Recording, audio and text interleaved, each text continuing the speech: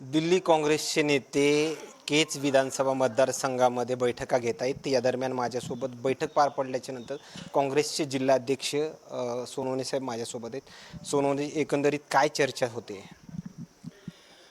संपूर्ण देशभरामध्ये विरोधी पक्षनेते आदरणीय राहुलजी गांधी, आमच्या नेत्या सोनियाजी गांधी, काँग्रेस पक्षाचे अध्यक्ष मल्लिकार्जुन खरगे साहेब यांच्या संकल्पनेतून संपूर्ण देशभरामध्ये संघटन सृजन अभियान राबवत आहेत.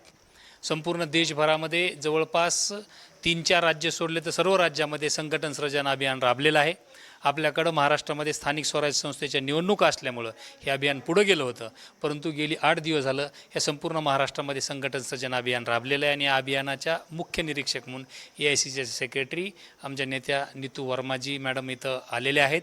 आणि त्या येऊन या प्रत्येक विभागामध्ये आष्टीपासून ते सर्व 6 विधानसभा मतदारसंघामध्ये फिरून लोकांमध्ये जाऊन, सर्वसामान्य लोकांमध्ये जाऊन काँग्रेस पक्षाची काय परिस्थिती आहे, काँग्रेस पक्षाला कोण अध्यक्ष असावा, कुठल्या जातीचा असावा, कुठल्या धर्माचा असावा आणि सर्वसामान्यामध्ये लोकांमधला असावा, ही भूमिका घेऊन त्यांचे विचारविनिमय करण्यासाठी आलेले आहेत.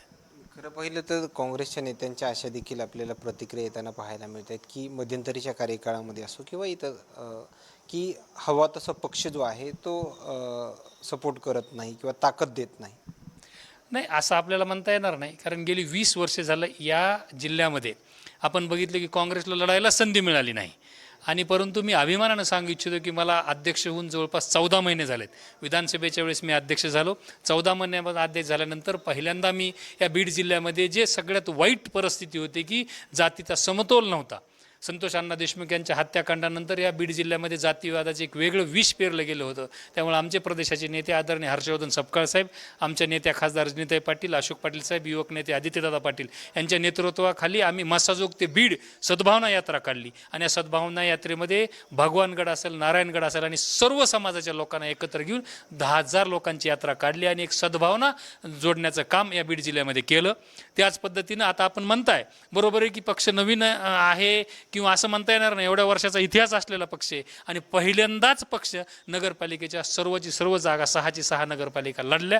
मी हे खात्रीपूर्वक सांगू इच्छितो की लोकांचा रोष आहे. काय रोष आहे की आपण ताकद मिळू शकली नाही, खरोखरच ताकद मिळू शकली नाही. आता नव्यानं सुरुवात आहे आमच्या जिल्ह्यामध्ये, त्यामुळे इथून पुढच्या काळामध्ये संपूर्ण ताकदीनिशी पक्ष त्यांच्या पाठीशी उभा राहील. आज मी अभिमानानं सांगू इच्छितो की मी सर्वसामान्यातल्या गोर गरीब दीन दलित साळी माळी कोळी सर्व जाती धर्माच्या लोकांना पंजा तिकीट देण्याचं काम केलं आणि प्रत्येकाचा सिम्बॉल घराघरापर्यंत पोहोचवण्याचं काम मी जिल्हाध्यक्ष झाल्यापासून केलं. खरं तर बारामती पोटनिवडणुकीसाठी उमेदवार काँग्रेसनं उतरवला होता, मात्र आता ते विड्रॉल होणार आहे उमेदवारी. यार तुम्ही त्याकडे कसं पाहताय जिल्हाध्यक्षांना? नाही, जिल्हाध्यक्षांना त्यांना हा लोकशाहीमध्ये प्रत्येकाला लोकशाहीमध्ये लढण्याचा अधिकार आहे. आमचे मोरे म्हणून तिथं उमेदवार होते, परंतु वरिष्ठ पातळीचा तो निर्णय आहे. अजितदादासुद्धा एक उत्तुंग नेतृत्व होतं, सर्वसामान्य लोकांना पक्षविरहित जाऊन की अजितदादा राष्ट्रवादी काँग्रेस पक्षाचे होते असं नाही, परंतु प्रत्येक पक्षातल्या म्हणजे माझी आई माझ्या जन्मापासून मी काँग्रेसमध्ये, माझ्या आईचं मी उदाहरण सांगतो, डायनिंग टेबलवर तिच्या डोळ्यातसुद्धा पाणी आलं की अजितदादासारखा नेता गेला. म्हणून एका दिवस आमचे नेते हर्ष सपकाळ साहेब दिल्लीच्या नेतृत्वावर निर्णय घेतला असेल, तो जर निर्णय झाला असेल, मला अजून माहीत नाही, मला तुमच्याकडूनच माहिती मिळते, झाला असेल त्याचं स्वागत आहे. एकंदरीत पाहायला गेलं तर नरेंद्र मोदी यांच्या सभा ज्या आहेत ते बीडमध्ये झालेल्या आहेत, मात्र राहुल गांधींची सभा होत नाही आहे या ठिकाणी. तसं काही मेसेज आता दिल्ली नेत्यांपर्यंत तुम्ही पोहोचवणार आहात का, किंवा त्या संदर्भाची काही चर्चा वगैरे झाली? आता नगरपालिका निवडणुकीमध्ये अपेक्षितपणे आम्हाला इम्रान प्रताप गडी साहेबांची सभा पाहिजे होती. परळी असेल, अंबेजोगाई असेल, बीड असेल, याच्या ठिकाणी त्या लोकांची नाराजी होती नगरसेवकांची, परंतु त्यांनी आम्हाला खात्रीपूर्वक दिल्लीच्या नेतृत्वानं सुद्धा शब्द दिला की इथून पुढे तुम्ही लढत राहा आणि येणाऱ्या स्थानिक स्वराज्य संस्थांमध्ये, जिल्हा परिषद असतील, पंचायत समितीमध्ये असतील, यासारख्या निवडणुकामध्ये मोठं नेतृत्वाला आणण्याचे आम्ही प्रामाणिकपणे प्रयत्न करू. इथून मागच्या काळामध्ये मॅडम असतील, राहुलजी असतील, यांना 2-3 वेळाचा येण्याचा योग आला, पण मधला जो गॅप पडला की काँग्रेसचं सिम्बॉलच नव्हतं. सिम्बॉलच नसेल तर नेते कसे येतील? पण इथून पुढे सिम्बॉल येण्याचं काम आम्ही करण्याचं सुरुवात या नगरपालिकेपासून झाली. येणाऱ्या काळात मोठे नेतृत्व राहुलजी असतील, मॅडम असतील, प्रियंकाजी असतील, नक्की येतील, त्याच्यामध्ये मला खात्री आहे. जिल्हा परिषद पंचायत समितीच्या निवडणुका आता काही महिन्यामध्ये होतील, मात्र त्या दरम्यान काँग्रेस आता स्वतंत्र लढणार, जसं की नगरपालिकेमध्ये काँग्रेस स्वतंत्र लढला, तीच भूमिका की आघाडी वगैरे का?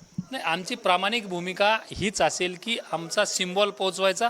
आम्हाला कुठं गृहीत धरलं जात नव्हतं. आमचा बब्बूभाईसारखा माणूस आमच्या परळीमध्ये नगरपालिकेमध्ये निवडून आला, माजलगावमध्ये निवडून आला, बीडमध्ये निवडून आला. लढायला संधी दिला तर काँग्रेसमध्ये सक्षम नेतृत्व आहेत आणि ते निवडून येतील. आम्ही सन्मानपूर्वक आघाडी झाली तर आघाडी करू, नाही तर माझ्या प्रत्येक कार्यकर्त्याला लढवण्याचं काम मी प्रामाणिकपणे करणार आहे. धन्यवाद. ही बैठक पार पडल्याच्या नंतर दिल्ली काँग्रेसच्या नेत्या समवेत या आलेल्या प्रतिक्रिया मात्र काय सांगून जातात हे नक्कीच समजलं असेल. आणखीन काही नवीन अपडेट्स मिळतील का हेही पाहणं तेवढंच महत्त्वाचं ठरणार आहे. कॅमेरामॅन बजरंग चौधरीसोबत सूरज वडिया, बीड, अंबेजोगाई.